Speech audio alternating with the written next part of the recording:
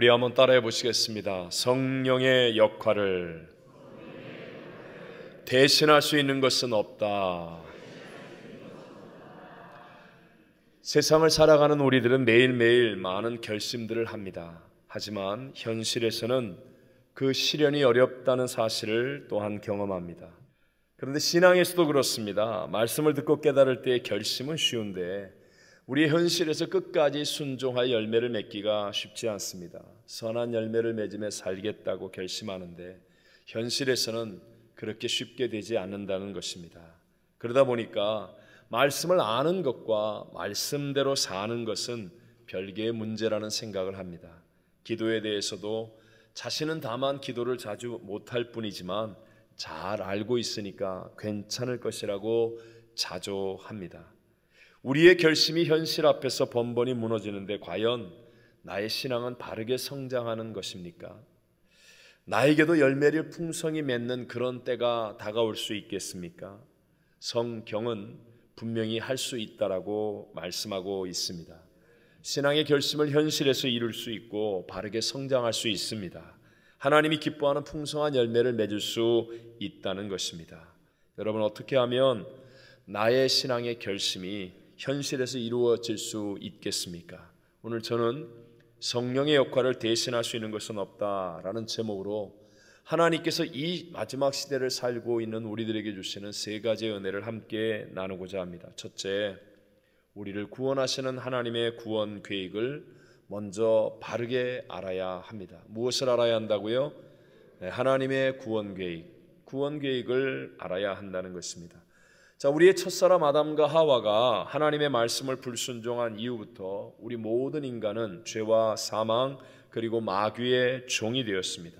아담과 하와의 후손으로 태어나는 모든 인간은 바로 구원이 필요한 존재가 되었다는 것입니다. 그리고 마귀는 우리 인간을 도둑질하고 죽이고 멸망시키는 적으로 이 세상의 정사와 권세를 가지고 이 세상을 오랫동안 지배해 왔습니다. 문제는 우리들에게는 이 마귀를, 원수 마귀를 이길 힘이 없다라는 것입니다. 그렇기에 인간은 정치, 경제, 과학, 교육 그리고 종교를 발전시키고 때로는 몸부림을 친다 할지라도 마귀와 죄 앞에서는 번번이 백전백패했습니다. 천하의 능력을 가진 알렉산더 황제도 패배했습니다. 사망 앞에 졌습니다. 우리가 상상하는 슈퍼맨도 죄를 사할 수 있는 능력이 없고 사망을 바꿀 수 있는 능력은 없습니다. 마귀에게서 해방될 수가 없다는 것이죠. 자기에게 오는 저주, 질병, 멸망, 불행, 죽음, 그 어떤 것도 막을 길이 없습니다. 사랑하는 내 자녀의 불행조차도 막을 수 없는 게 우리의 인생의 연약함입니다. 내가 원하는 대로 되지 않는다는 것이죠. 결국 공중의 권세를 잡은 자 마귀에게 종로로 하게 되고 죄가 우리를 지배해 왔습니다. 열심히 노력하는데도 또 착하고 선하게 사는데도 아무도 죄와 사망과 원수 마귀를 이길 수는 없었다는 것입니다. 그렇지만 우리를 구원하시기를 하나님께서는 하나님이 창조한 인간, 하나님이 만드신 이 세상에서 죄와 사망과 마귀를 멸하시고 저와 여러분을 구원할 계획을 가지고 계신 줄로 믿습니다. 그리고 그 구원의 계획을 따라서 하나님은 어마어마한 사랑으로 한 분밖에 없는 독생자 예수 그리스도를 인간의 몸을 입고 이 땅에 보내어 주셨습니다. 예수님께서는 하늘과 땅 사이 십자가에서 우리의 죄의 값 사망을 대신 폐의해 주시면서 다 이루었다 하시고 그 어마어마한 고난을 다 담당하시며 죽으셨습니다. 그리고 사흘 만에 무덤의 문을 열고 사망 권세를 짓밟고 부활 승리하셨습니다. 그리고 이 땅에서의 사역을 다 마치신 후에 마지막 이 땅을 떠나기 전에 우리 주님께서 하신 말씀이 우리가 읽었던 바로 본문의 말씀입니다. 모든 제자들 앞에서 하늘로 올려져 갑니다. 천사들이 말합니다. 이 마지막 주님께서 하신 말씀은 얼마나 중요한 의미를 가지고 있겠습니까? 이것은 우리로 하여금 원수 마귀를 이기는 능력을 가지고 우리 주님께서 다 이루신 그 은혜로 말미암아 내가 깨달은 것을 결심하는 대로 현실 속에서 행하는 삶을 살 수 있도록 우리에게 주시는 하나님의 약속의 말씀드린 것입니다. 우리 대표적으로 4절과 5절만 한번 읽어보겠습니다. 시작. 사도와 함께 모이사 그들에게 분부하여 이르시되 예루살렘을 떠나지 말고 내게서 들은 바 아버지께서 약속하신 것을 기다리라. 요한은 물로 세례를 베풀었으나 너희는 몇 날이 못되어 성령으로 세례를 받으리라 하셨느니라. 아멘. 주님이 마지막 십자가에서 그 어마어마한 대가를 지불하시고 다 이루었다 하신 주님이 승천하시기 전 마지막 제자들에게 능력 있는 삶을 살게 하기 위해서 주신 말씀입니다. 여러분, 이 말씀이 우리의 삶에 적용되어야 됩니까? 안 되어야 됩니까? 반드시 적용되어야 될 줄로 믿습니다. 놀라운 하나님의 능력을 체험하는 신앙이 되시기를 바랍니다. 자, 그럼 두 번째로 우리에게 하나님의 능력을 주시는 분은 성령님이라는 것을 알아야 합니다. 누가 능력을 주신다고요? 성령님. 자, 우리 잘 아는 본문 8절 말씀을 한 번 더 읽어봅니다. 시작. 오직 성령이 너희에게 임하시면 너희가 권능을 받고 예루살렘과 온 유대와 땅끝까지 이르러 내 증인이 되리라 하시니라. 아멘. 성령이 임하시면 권능을 주신다. 이 권능이란 말이 우리가 잘 아는 헬라어로 듀나미스라는 말입니다. 오늘날 다이나마이트 또는 다이나믹 하는 말의 어원이 되는 말입니다. 즉 성령이 우리에게 임하시면 하나님의 능력이 주어지는데, 성령을 통해 주어지는 듀나미스, 이 능력은 우리로 하여금 힘있게 만듭니다. 자유하게 만듭니다. 마귀를 이기게 만들고 자신과 세상을 이기게 만들고 죄를 이기게 만들고 무엇보다 주님의 복음의 증인이 되어서 우리의 모든 한계를 뛰어넘으며 위대한 새 역사를 만들어주는 줄로 믿습니다. 우리 쉬운 얘기로 여러분, 삽을 가지고 땅을 판다고 했을 때 하루 종일 파도 못 파는 양인데 중장비 포크레인이 와가지고 판다고 해보십시오. 그럼 1시간이면 끝날 수도 있는 얘기 아니겠습니까? 마찬가지로요, 내 능력으로는 하나님이 내게 주신 깨달은 은혜를 가지고 살고자 했을 때 못 삽니다. 여러분, 착하게 살아야지, 기쁘게 살아야지, 감사하며 살아야지, 섬기며 살아야지, 봉사하며 살아야지, 선교하며 살아야지.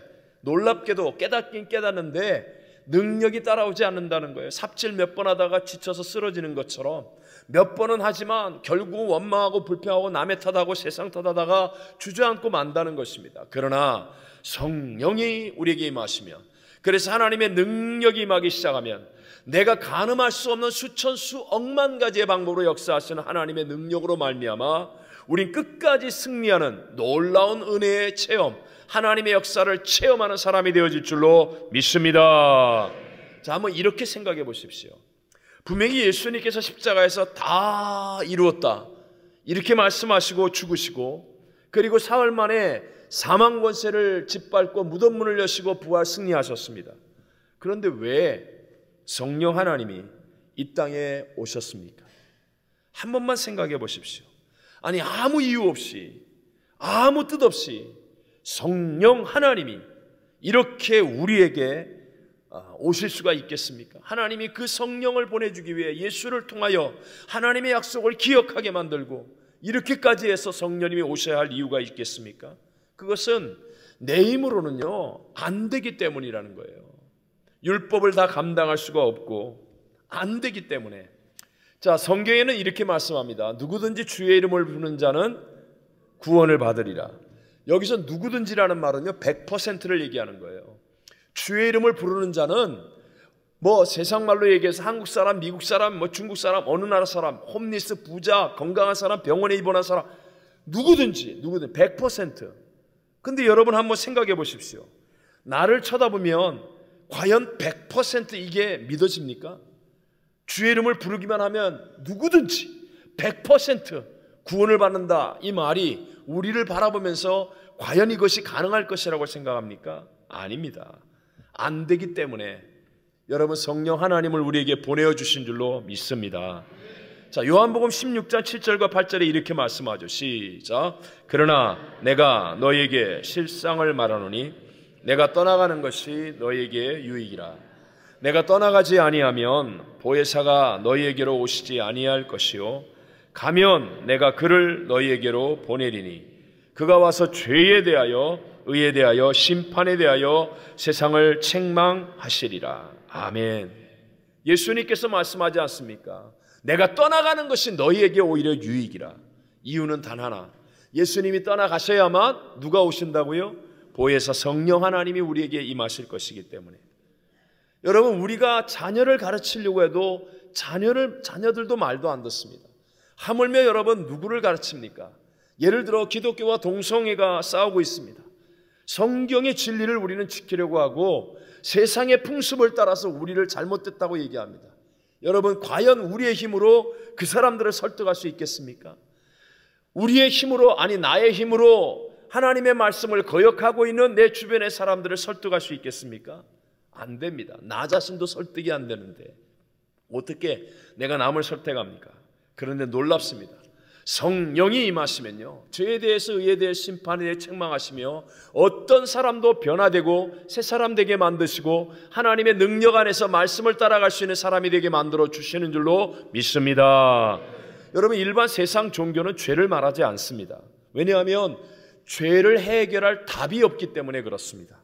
그런데 성령님이 임하시면 놀랍게도요, 죄에 대해서 눈을 뜨게 해주십니다. 치열하게 죄를 책망하십니다. 그래서 성령이 임하고 나면요, 희한합니다. 주일날 옛날처럼 어쩌다 교회 한번 안 나가도요, 막 뒷꼭지가 땡깁니다. 운전할 때도 뭔 일이 일어날 것 같습니다. 이래서는 안 되는데 막 이러면서 막 책망이 여기서부터 다가오기 시작하는 거예요. 옛날처럼 화 한번 내고 주먹 한번 휘두르면 성령께서요, 말할 수 없는 책망을 주십니다. 부모가 그렇게 가르쳐도 안 되고 선생님이 가르쳐도 안 되는데 성령 하나님이 책망하십니다. 그래서 죄를 이길 수 있는 사람, 능력 있는 사람이 되게 만들어 주시는 것입니다. 여러분, 죄를 씻는 유일한 길이 의입니다. 의. 근데 의라는 말은 헬라어로 디카이오스네라고 말하는데 관계입니다. 하나님과의 관계. 예수님의 십자가는요, 하나님과의 관계를 열어주는 하나님의 의입니다. 그래서 예수님의 십자가를 기억하면 어떤 죄인이라 할지라도, 어떤 절망 가운데 있는 사람일지라도 하나님과의 관계가 좋아지게 되고 하나님의 의를 입게 될 줄로 믿습니다. 요한복음 14장 26절에 보혜사, 곧 아버지께서 내 이름으로 보내실 성령, 그가 너에게 모든 것을 가르치시고 내가 너에게 말한 모든 것을 생각나게 하시라고 했습니다. 성령이 임하시면요, 의가 깨달아지는 거예요. 그래서 죄를 이길 수 있는 거예요. 장차 오실 예수님의 심판이 누가 얘기해도 들리지 않았던 것이 내 속에서부터 깨달아지는 거예요. 그래서 오늘을 가치 있게 살 수 있게 되고 올바른 길을 걸어가는 사람이 되어지는 줄로 믿습니다. 이런 의미에서 여러분 생각하셔야 됩니다. 교회는 여러 가지 모습과 또 요소들이 있어야 됩니다. 어떤 윤리적인 그런 차원의 모습이 있어야 되겠죠. 그래서 교회 다니는 성도들이 세상에서 빛과 소금이 되도록 바른 생활을 하게 하는 것이 교회입니다. 또 교회에는 종교적인 모습이 반드시 있어야 되겠죠. 그래서 정기적으로 이렇게 모여서 우리가 함께 예배드리는 일을 합니다. 또 현실적인 의미의 교회 모습도 있습니다. 세상에서 허리케인, 지진, 막 이렇게 문제와 고난이 있을 때 개인적으로나 아니면 교회적으로도 그들의 어떤 문제를 구제하거나 돕거나 해결해주는 어떤 역할도 해 주어야 됩니다. 그리고 가장 중요한, 무엇보다도 중요한, 반드시 있어야 되는 교회의 확실한 모습, 교회를 교회되게 하는 모습은 바로 종교적인 차원, 윤리적인 차원, 현실적인 차원을 뛰어넘는 바로 영적인 차원의 모습입니다. 우리를 구원하시는 하나님의 구원 계획을 아는 영성, 그리고 성령님이 주시는 영적인 파워를 체험하는 이 영적인 부분이 교회에 있을 때, 그때 하나님의 말씀이 우리의 가정에서, 우리의 직장과 사업에서, 우리 학교에서, 우리가 사는 세상 가운데 우리를 통해서 이루어지게 되고 하나님의 영광이 나타나는 승리가 이루어지게 될 줄로 믿습니다. 자, 이 마지막 세 번째, 사실은 오늘 이 얘기가 가장 중요한 핵심입니다. 우리에게 능력 주시는 성령의 역할을 대신할 수 있는 게 있어요, 없어요? 없다라는 거예요. 이것을 알아야 됩니다. 성령의 능력을 대신할 수 있는 것이 없음을 알고, 그렇다면 성령님께 어떻게 해야 돼요? 집중해야 합니다. 제1의 우선순위를 둘 줄 아는 지혜가 있어야 됩니다. 여러분, 우리의 구세주 예수님께서도 성령으로 잉태되셨죠. 사역을 시작하시며 침례를 받으실 때에도 성령이 비둘기같이 예수님 위에 임하셔서 사역을 시작하셨습니다. 마귀의 시험을 말씀으로 이기고 난 다음 성령이 예수님과 함께 하셔서 위대한 능력을 나타내기 시작하셨습니다. 그 예수님께서 제자들에게 분명하게 말씀하셨지 않습니까? 오직 성령이 너에게 임하시면 너희가 권능을 받고, 오직. 그리고 그 제자들을 향하여 너희가 예루살렘을 떠나지 말고 기다리며 기도해라. 성령 받기까지. 그 두려운 장소, 죽음의 장소, 피하고 싶은 장소 예루살렘을 떠나지 않으며 아무것도 하지 말고 기다려야 했던 것은 성령님입니다. 왜냐하면 모든 능력은 성령님께 있고 성령님을 대신할 수 있는 것은 있다 없다? 없기 때문에. 여러분, 우리가 잘 아는 사도행전을 보면 가장 쉬운 얘기로 예수님을 3번이나 부인하고 저주까지 했던 실패자 베드로가 어떻게 초대 교회의 수장이 됩니까? 그가 나가서 설교 한번 하니까 한 번에 3,000명이 돌이켜 회개합니다. 또 나가서 설교하니까 5,000명의 사람들이 마음에 찔림을 받고 가슴을 치며 회개하고 하나님께 돌아와 세례를 받고 성령으로 충만해집니다. 아니, 어떻게 그런 실패자가 이런 위대한 승리를 만드는 능력을 나타냅니까? 이유는 딱 하나. 성령으로 충만했기 때문에. 우리의 생각을 뛰어넘는 그 시대에 필요한, 바로 그 자리에 필요한 하나님의 능력은 성령을 통하여 임하게 되는 줄로 믿습니다. 복음이 빌립 집사에게서 예루살렘을 뛰어넘어서 사마리아까지 증거됩니다. 그랬을 때 예루살렘에 있었던 사도들이 그곳까지 찾아가서 한 일은 단 하나, 성령 받도록 하는 것이었습니다. 사도행전 8장 15절에 시작. 그들이 내려가서 그들을 위하여 성령 받기를 기도하니. 여러분, 사도 바울이 얼마나 신실한 사도가 되었습니까? 그가 에베소 교회를 가서 보니까 답답한 거예요. 어둠이 가득한 거예요. 무능력이 가득한 거예요. 그때 사도 바울은 그 박식한 지혜를 가지고 다른 말 하지 않았습니다. 사도행전 19장 2절에 너희가 믿을 때에 성령을 받았느냐? 우리에게 똑같이 들려지는 음성입니다. 여러분, 교회 나온 지 몇 년 됐습니까? 직분이 무엇입니까? 무슨 일을 했습니까? 그런 거 안 물어보십니다. 너희가 믿을 때에 성령을 받았느냐? 그리고 안수하니까 12사람쯤 방언도 하고 성령으로 충만해졌습니다. 그러자 에베소 교회 그 사람들을 통하여 하나님의 능력이 나타나 에베소 도시를 다 변화시키는 역사가 일어난 줄로 믿습니다. 첫째를 위협하는 가장 큰 요소는 바로 둘째입니다. 성령으로 충만한 것, 이것을 대신할 것이 없는데 이 첫째를 대신할 만한 세상에 영향력 있는 것, 돈, 권력, 이와 같은 것으로 대체하고 있기 때문에 오늘 우리의 신앙은 결국 박살나는 길로 가고 있다는 것입니다. 다시 한번 저와 여러분의 가슴속에 다짐해야 됩니다. 저와 여러분에게는 성령으로 충만함이 먼저입니까? 아니면 돈이 먼저입니까? 여러분, 정말 스스로 대답하실 수 있어야 됩니다. 초대교회는요, 은과 금은 내게 없거니와 하면서 하나님의 능력으로 안전뱅이를 일으켰습니다. 부흥을 만들었습니다. 성령이 먼저였다는 것입니다. 근데 오늘날 우리들의 교회는요, 한국에서 가장 유명한 기업인이라고 말하는 고 이병철 삼성회장, 여러분, 그분도요, 회의를 할 때 돈으로 해결할 수 있는 일은 말도 하지 말라고 그랬어요. 그건 일도 아니라는 거예요. 네? 이 귀한 시간에 귀한 사람들이 모여서 회의할 때는 돈으로 해결할 수 없는 일들을 얘기해야, 그래야 기업이 살아난다. 아니, 예수 안 믿는 분인데 이렇게 지혜로워요. 근데 오늘날의 교회는 초대교회와는 정반대로 허건날 앉아서 돈 얘기만 하고 있지 않아요? 여러분에게 한 번 더, 저와 여러분은 성령으로 충만함이 먼저입니까? 아니면 직분이 먼저입니까? 초대교회 모든 직분자들은 다 성령으로 충만한 사람들이었습니다. 다른 것으로 대신하려고 하지 않았습니다. 근데 오늘날 교회는요, 성령 충만보다도 다른 것으로, 명예로, 힘으로 직분을 대신합니다. 소위 말하면 직분을 가지고 매관매직하듯이 이렇게 하니까 교회가 어지럽고 하나님의 능력은 사라져가고 있는 시대가 되어가고 있습니다. 자, 여러분, 이건 정말 중요한 얘기입니다.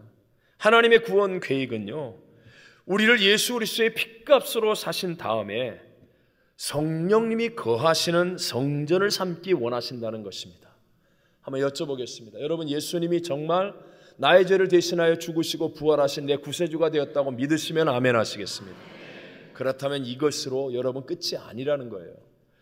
그런 여러분에게 이제 성령님이 여러분을 성전 삼아 일하기를 원하신다는 사실을 기억하셔야 됩니다. 고린도전서 3장 16절을 읽어봅니다. 시작. 너희는 너희가 하나님의 성전인 것과 하나님의 성령이 너희 안에 계시는 것을 알지 못하느냐. 아멘. 고린도전서 6장에 동일한 말씀을 하죠. 이제 예수를 믿었습니까? 그렇다면 하나님의 성전이 되었는데 무슨 성전이에요? 하나님의 성령이 거하시는 성전. 이것을 역으로 해석할까요?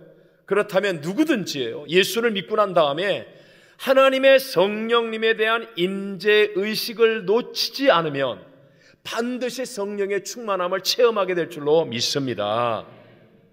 자, 이 얘기입니다. 마가복음 5장에 보면 우리가 잘 아는 회당장 야이로의 이야기가 있죠. 높은 지위의 사람이 젊은 청년 예수님께 무릎을 꿇었습니다. 왜요? 자기의 딸이 지금 죽어가고 있기 때문에. 그래서 예수님께 무릎을 꿇고 함께 가기를 간청합니다. 예수님 이제 회당장 야이로의 병들어 죽어가고 있는 그 집을 향해 가시는 도중에 많은 사람들이 있고 12의 혈루병 앓는 여인이 낫는 기적이 일어나고 그녀의 간증을 들으며 지체하게 됩니다. 그랬더니 회당장 야이로의 집에서 사람이 왔는데 이제 딸이 죽었으니까 예수님 오실 필요 없다는 절망의 소식이었습니다. 여러분, 얼마나 절망입니까? 아마 멘붕에 빠졌을 거예요. 딸 한번 살려보겠다고 젊은 청년에게 무릎까지 꿇었는데, 그리고 그분을 모시고 가는데 아니 딸이 이미 죽었다는 거예요. 그 소식을 듣는 순간에 멘붕입니다. 끝장났구나. 그런데 그때 주님이 뭐라고 말씀하십니까? 마가복음 5장 36절입니다. 시작. 예수께서 그 하는 말을 곁에서 들으시고 회당장에게 이르시되 두려워하지 말고 믿기만 하라 하시고, 회당장에게 말합니다. 두려워하지 말고 믿기만 하라. 이 말은 뭐예요? 포기하지 말라는 거예요. 회당장은요, 그 말씀을 듣고 끝까지 포기하지 않고 주님과 동행하기를 원했습니다. 그가 정말 딸이 살 것이라는 믿음을 가졌는지는 모르지만 그러나 중요한 건 이거예요. 포기하지 않고 주님과 동행하였다는 거예요. 그랬더니 죽은 딸이 다시 살아나는 더 큰 기적이 일어나게 된 줄로 믿습니다. 마귀가 하는 게 뭡니까? 마귀가 하는 거는요, 우리로 하여금 예수님을 떠나게 하고 예배를 떠나가게 만들고 주님과의 동행을 포기하게 만드는 거예요. 무엇으로? 계속해서 안 좋은 소식으로. 딸 죽었습니다. 오셔도 소용없습니다. 사업 끝났습니다. 이제 망했습니다. 이제 뭐 끝장입니다. 이런 소식으로, 이런 일로 우리로 하여금 포기하고 떠나가게 만들고 동행을 끝내게 만드는 거예요. 제가 늘 얘기하지 않습니까? 아니, 세상에 완전한 남편, 아내가 어디 있으며 완전한 부모가 어디 있습니까, 여러분? 아니, 세상에 가정에 살면서 상처를 안 받는 사람이 어디 있어요? 근데 허구한 날 나는 가정에 상처를 받았어요. 야, 너만 받았냐? 어? 다 받는 거예요. 다 받는 거. 부부싸움 안 하고 사는 사람 손 들어봐요. 그건 아예 별거 중인 사람이면 모를까? 아니, 인꼬 부부라는 거는요, 막 싸우는 거예요. 싸우는 거.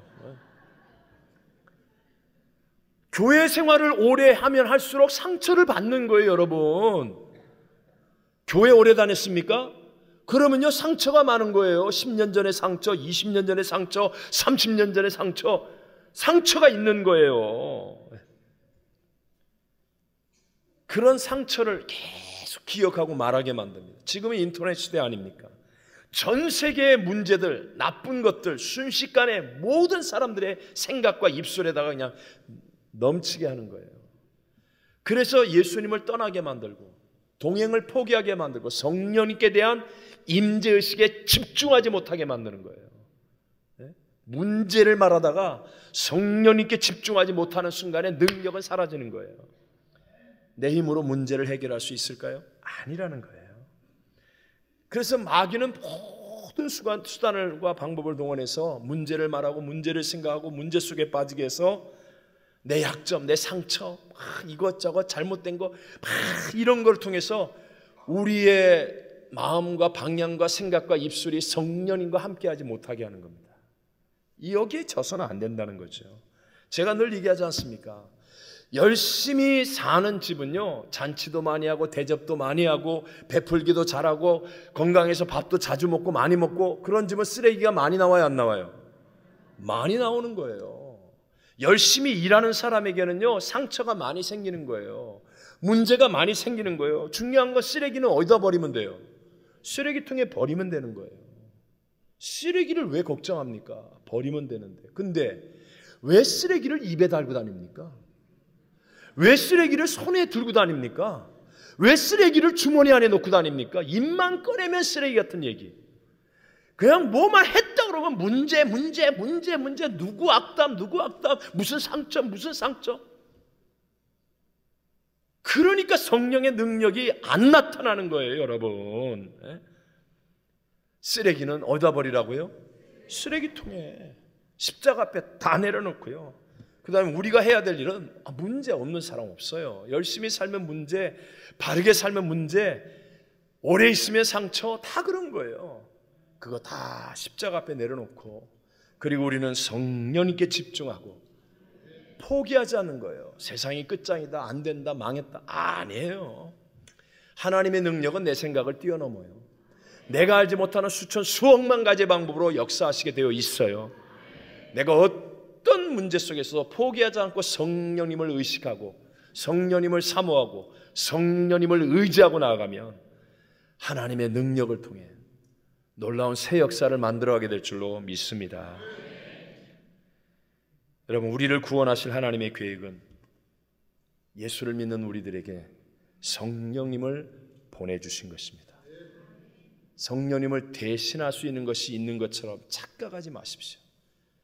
둘째가 바로 첫째를 망치는 길입니다. 제발 성령님을 대신할 수 있는 것은 없습니다. 그러므로 여러분, 성령 충만을 제1의 우선순위로 놔야 됩니다. 성령님을 의지하시고 성령님의 임재에 집중하시고 성령 충만을 사모하셔서, 그래서 하늘의 능력, 내 생각을 뛰어넘는 수억만 가지로 역사하는 하나님의 능력을 가지고 나의 결심이 현실에서 열매가 되어지는 놀라운 승리를 누리게 되시기를 주의 이름으로 축원합니다.